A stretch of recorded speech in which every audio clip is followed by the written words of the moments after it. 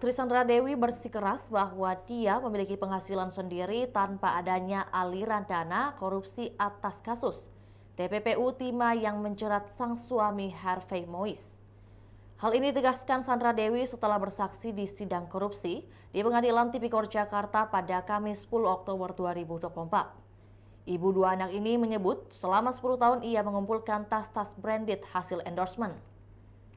Selain itu, ia merasa tidak adil jika kerjasama swasta dan BUMN selama 1,5 tahun menjadi kambing hitam adanya kerusakan alam yang terjadi akibat penambangan. Menurut dia, masyarakat di Bangka Belitung sudah sejak dulu bekerja sebagai penambang timah. Sandra Dewi berharap ada solusi dan peraturan yang cocok untuk masyarakat Bangka Belitung yang terkena imbas kasus korupsi timah tersebut.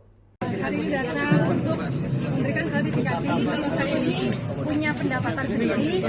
Tas itu sudah 10 tahun saya mendapatkan endorsement dari lebih dari 23 toko tas branded Indonesia yang punya saya. Emas-emas sudah saya dapatkan dari brand yang saya iklankan selama ini. Kemudian inti dari kasus ini setelah saya mencari tahu adalah BUMN alias PT Timah BUMN PT Timah ini mengundang dan mengajak swasta untuk bekerja sama untuk kepentingan BUMN, yaitu kepentingan negara PT Timah. Swasta hanya menjalankan saja, hanya membantu saja BUMN untuk kepentingan negara. Jadi swasta-swasta ini hanya menjalankan apa yang mereka disuruh. Dan saya yakin PT Timah pun mengajak swasta bekerja sama dan mengundang swasta-swasta ini untuk kepentingan PT Timah, untuk kepentingan BUMN dan untuk kepentingan negara.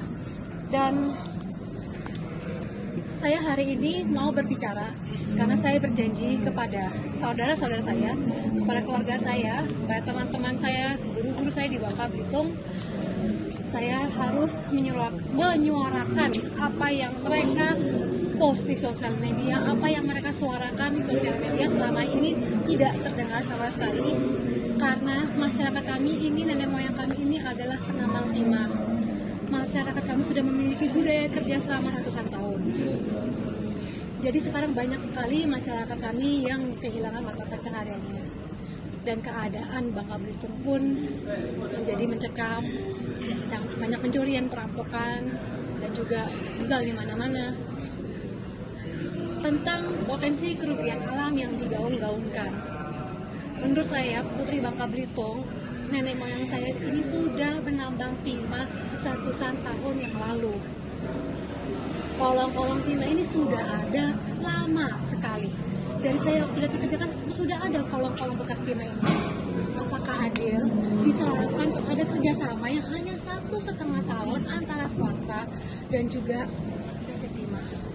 Jadi saya harap jika ada aksi seperti ini harus ada juga solusi, peraturan yang cocok dengan keadaan dan kondisi untuk masyarakat Bangka Belitung.